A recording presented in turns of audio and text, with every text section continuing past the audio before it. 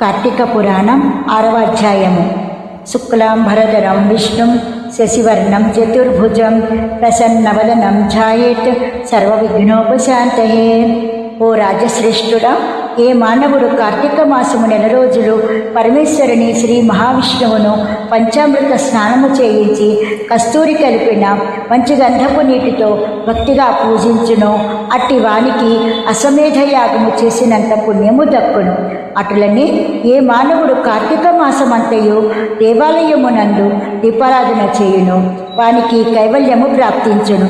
దీపదానం చేయుట ఇటులన పైడి ప్రతి తానే స్వయముగా తీసి శుభ్రపరిచి ఒత్తులు చేయవలేను. వరిపిండితో గాని గోధుమ పిండితో గాని ప్రమిదవలే చేసి వత్తులు వేసి ఆవు నెయ్యి వేసి దీపం వెలిగించి ఆ ప్రమిదను బ్రాహ్మణునకు దానం ఇవ్వవలేను. శక్తి కొలది దక్షిణ కూడా ఇవ్వవలెను.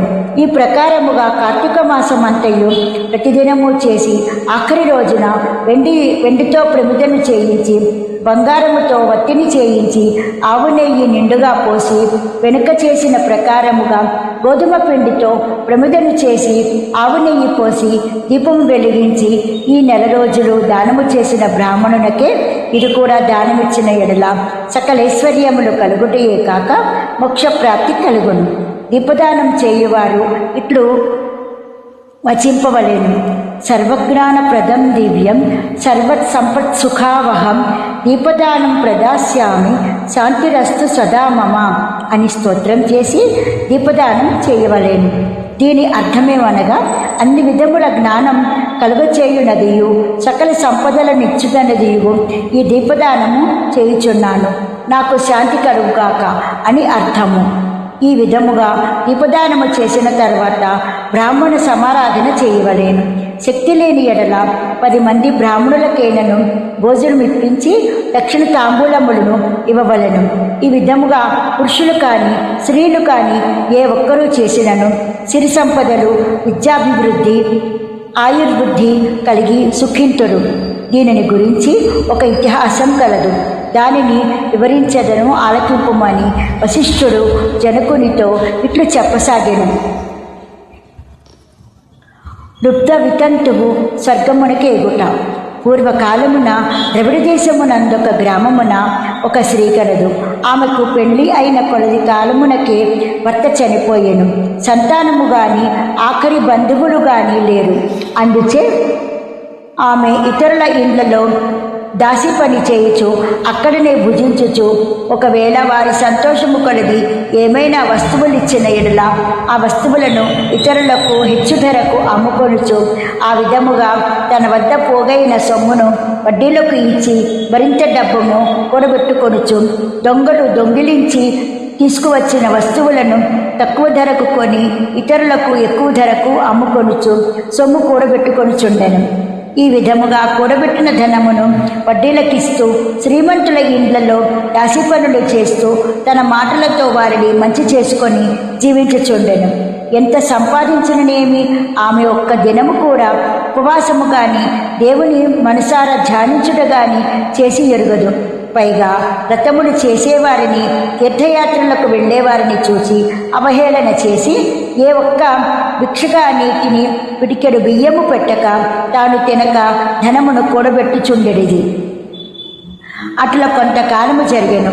ఒక్క రోజున ఒక బ్రాహ్మణుడు శ్రీరంగములోని శ్రీరంగ నాయకులను సేవించుటకు బయలుదేరి మార్గమధ్యమున ఈ స్త్రీ ఉన్న గ్రామమునకు వచ్చి ఆ దినమున అక్కడొక సత్రములో మజిలీ చేసెను.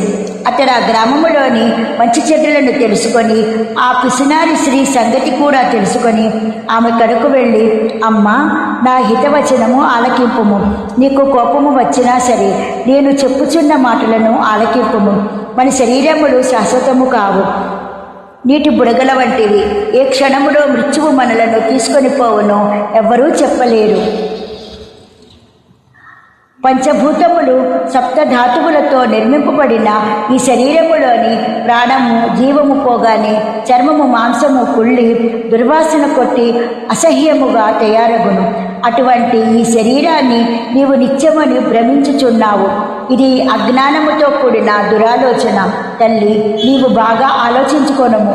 అగ్నిని చూచి మృత దానిని తినేద్దామని భ్రమించి దగ్గరకు వెళ్ళి భస్మమగుచున్నది. అటులనే మానవుడు కూడా ఈ తనువు శాశ్వతమని నమ్మి అంధకారములో పడి నశించుచున్నాడు. కావున నా మాట ఆలకించి నీవు తినక ఇతరులకు పెట్టక అన్యాయముగా ఆర్జించిన ధనము ఇప్పుడైనా పేదలకు దాన ధర్మములు చేసి పుణ్యమును సంపాదించుకొనము.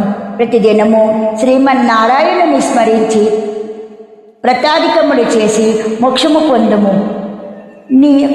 నీ సాపరిఘాతముగా వచ్చే కార్తీక మాసమంతయు ప్రాతకాలమున నదీ స్నానం ఆచరించి దాన ధర్మములు చేసి బ్రాహ్మణులకు భోజనము పెట్టినచో వచ్చే జన్మలో నీవు పుణ్యవతివై సకల సౌభాగ్యములు పొందగలవని ఉపదేశమిచ్చెను.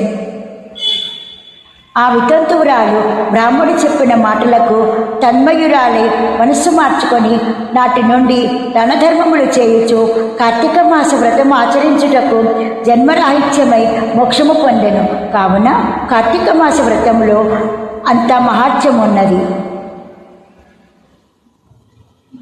ఇది శ్రీ కార్తీక పురాణం 6వ అధ్యాయం సమాప్తం. ఓం నమః శివాయ. ఓం నమః శివాయ. ఓం నమః శివాయ. ఓం నమః శివాయ. ఓం నమః శివాయ.